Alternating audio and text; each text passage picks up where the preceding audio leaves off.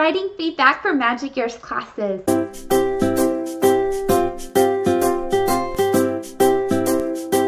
I want to ask you about feedback.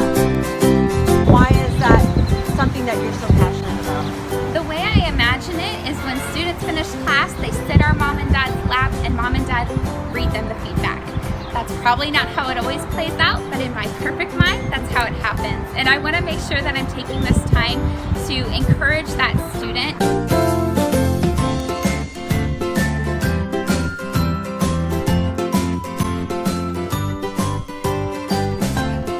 After class, we have up to 12 hours to complete our student evaluations, which are an assessment of our student performance in the classroom. For that reason, you can leave out words like "today we learned," because the students are actually going to get their own copy of the keywords and key sentences for each lesson, and mom and dad are usually sitting right next to them or very close off camera, and they already know what we've learned in class. So we want to focus these sentences on our actual student performances.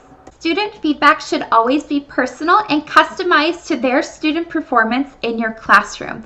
For this reason, we want to make sure that we are never copying and pasting feedback, and we always have the correct student name listed on their feedback form. If you're copying and pasting the same feedback for each class, your repeat students will notice, and we're not giving them that direct assessment on their class performance. Each student is unique and has their own strengths and weaknesses in the classroom.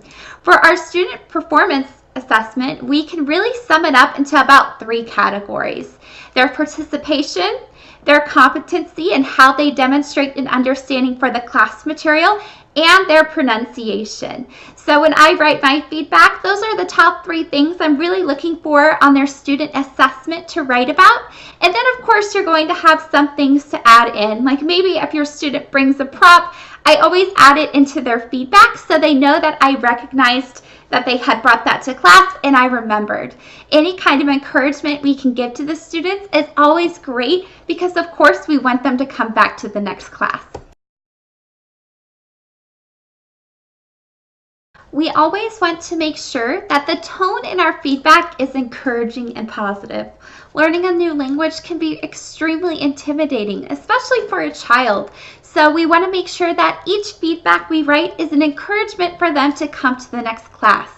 Especially our beginner students who might be attending class for the very first time, or our students that seem to be really shy in the classroom, we want to make sure that we're encouraging and validating their hard work in the classroom, making them feel comfortable so that maybe the next time they come to class, they feel a little bit more confident in their capabilities.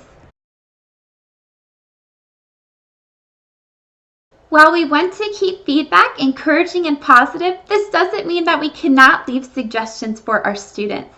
This is an assessment of their student performance, so we want to make sure that we're giving them the right tools for success. And if there is something in class that maybe they need to work on a little bit more, of course we want to let our student and parents know. So maybe there is a word that the student struggled with specifically in the classroom. It's okay to suggest that they work just a little bit more on it. You believe in their skills and you know it's a tricky word, but they can do it. Another thing is you might have students that have other challenges in the classroom, like sitting still.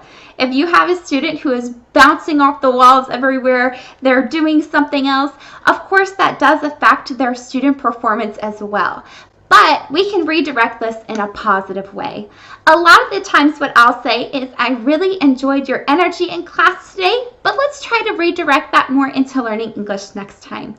So never be afraid to leave suggestions for our students. Just make sure that we are keeping it in a positive note and being encouraging, because of course we want them to be able to come to the next class with these improvements and feel positive about them.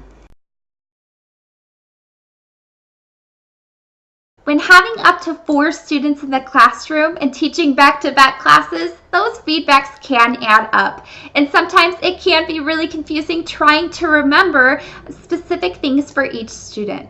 You know, I constantly find myself wondering, oh my gosh, was it Lucky or Albert that brought that prop to class?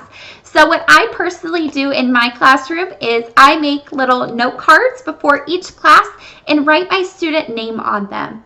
I stack them up in order, and when I'm going in between my classes, I'm going through and writing just little shorthand notes you can kind of see here.